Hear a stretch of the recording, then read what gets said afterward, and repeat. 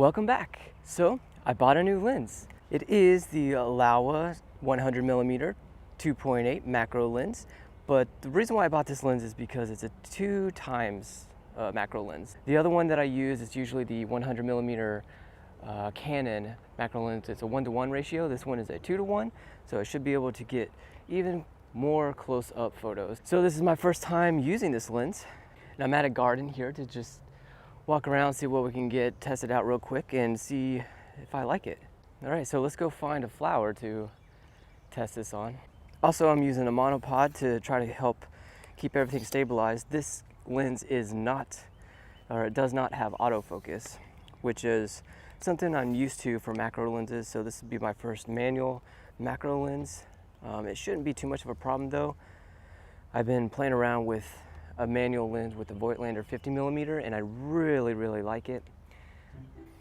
I'm already struggling a little bit with trying to get this thing in focus, so maybe I spoke too soon.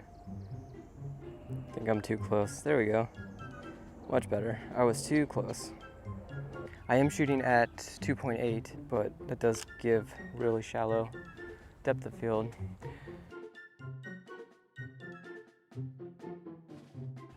All right, let's try this. There's some bees on this one. It also does not help that the wind is blowing. All right, let's go to a different spot. I am already finding this to be a little bit more challenging than the 100mm macro, the Canon with the autofocus. So it's definitely gonna take a little practice. I mean, so far I'm liking it. I'll have to see what the images look like. I mean, you guys have probably already seen it on the screen. I've posted it already, so I'm not sure if the images came out okay or not, but all right, let's check this out. So this one has a lot of spikes on it.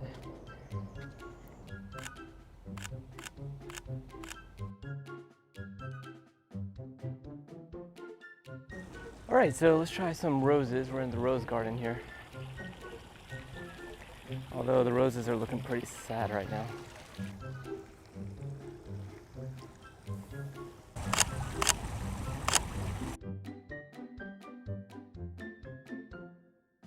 All right, let's try top down on rose.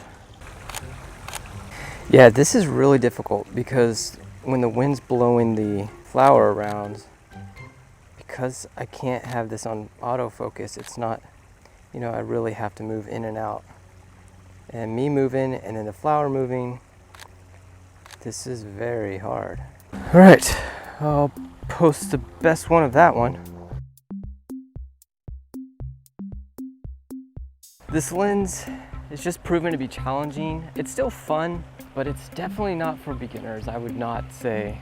You would probably want to stick with an autofocus lens because when the wind blows and stuff, with that autofocus, you know, it just constantly keeps the focus on, so you don't have to worry about what you're doing and the wind. But this manual lens is more difficult. All right, so let's go over here, sit down so we have a little bit more control, and then see what we can get here. The wind's not blowing these guys around too much.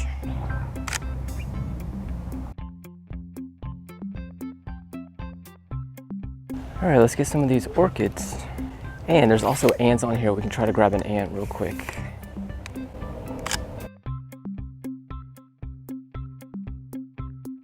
All right, let's see if we can get an ant. This is gonna be hard. Okay, I have this as close focus as it can. Oh, I've already lost the ant. So this is about, so these are really small ants, and this is about as close as I can get. Okay, this is really hard. So I'm gonna use my hand on the tree to see if I can help stabilize myself. All right, let me see if I have any good ones in focus. All right, I don't really have any good ones, so this is what I'm gonna do. I'm gonna change this to like f8 and see if that helps. Okay, I think with the f8, something in focus, maybe. I'm still not sure, so I'm gonna take a couple more. And we'll see how that comes out. Wow, this is a lot more difficult than I thought this would be. Let's go for a statue, something that does not move.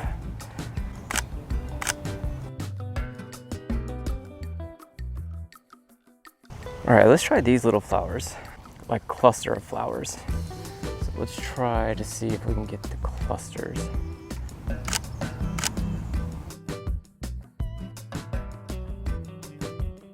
This is a pretty cool looking flower.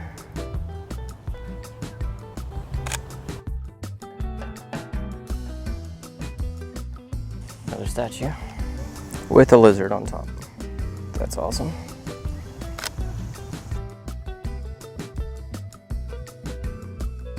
I know you can do focus peaking on the Sony where it shows like little dots of where you're focused, but I always find that that messes me up. I can never tell if it's really in focus or not with the dots. So what I end up doing is just using the button where I can zoom in. All right, let's try some of these guys. And there's a bee, so maybe I can get the bee. I highly doubt it. Yeah, this is just really, really difficult.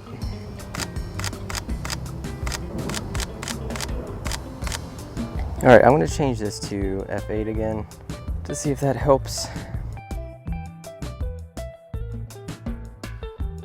Wow, that's just really, really difficult.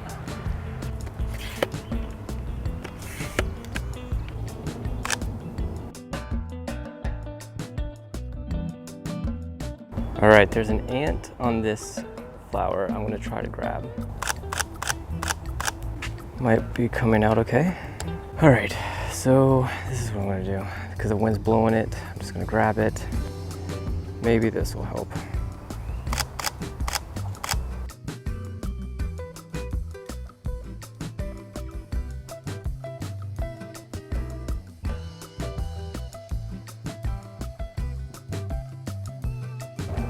So what I'm thinking right now is basically, because this lens is manual lens, I did not think I would have so much trouble with it, but I really am.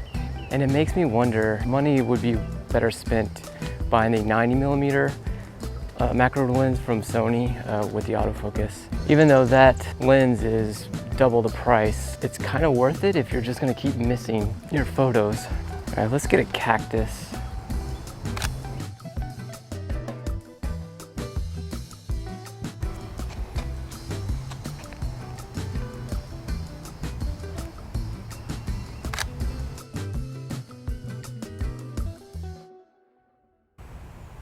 This looks kind of neat.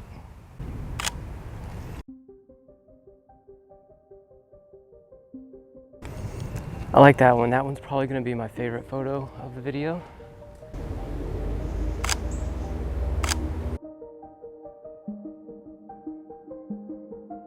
All right, this is cool with the pattern on the leaves.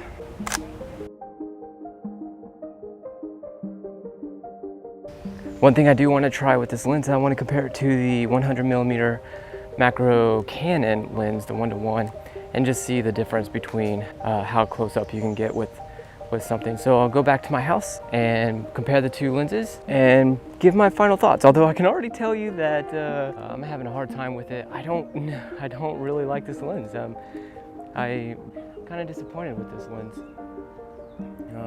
I don't know. I'm considering returning it. And I don't normally return lenses that I buy, but this is just, it's so hard that I don't know that I'm ever gonna use it. All right, so let's go back to the house and do the other comparison. Okay, so we're back here at the house and I got the Laowa set up with the lamp, and I got a little bee with this. This is a really cool thing for macro people. It's called Helping Hands. So if you go on Amazon and just do a search for Helping Hands, this is really cool tool to help put small things on, so you can do like still life of macro. So we'll see what the difference is between the 1:1 ratio to the 2:1 ratio and see if it's even worth it. I have it on a very slow shutter speed with a 5-second timer. Okay, so this is about as far up.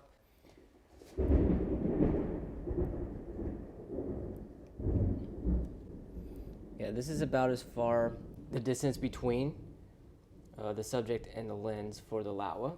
And then we'll just go ahead and take a photo of this. 5-second timer. All right, and then change the lens, put on the Canon, get it as far as close up as we can, take that photo, and then compare the two. And with the Canon lens, so basically I'm just using the MC11 adapter on it. And that's how you get it onto the Sony. It's a great adapter. Okay, so here is the Canon. We can see that the Canon has a little bit more space before it can minimum focus distance. And we can see that, it is quite farther away, but we'll take a photo and then put them up on the screen and compare the two.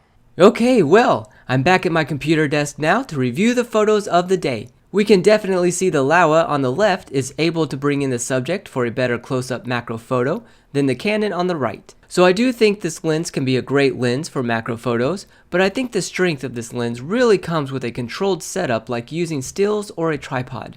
The run and gun type of photography that I do, I was having such a hard time with this lens. But after I see some of the photos I took, it wasn't as bad as I felt during the video. I kept feeling like I was missing a lot of photos because I couldn't get the focus, but the reality was I got more photos in focus than I thought. Still though, I would not recommend this lens for new beginning macro photographers because you might get too frustrated and give up on macro photography. Better to start with a lens that has autofocus and image stabilization.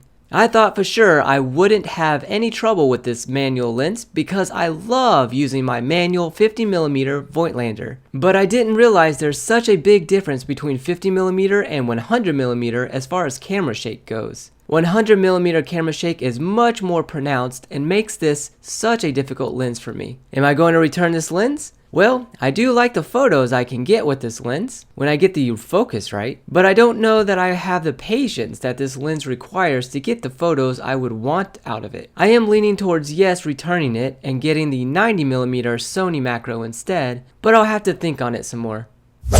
Alright, here are the photos to vote on. I would say my favorite is number 9 because of the spikes and the colors. So which photo do you like most? Vote by leaving a comment below. Thanks for watching.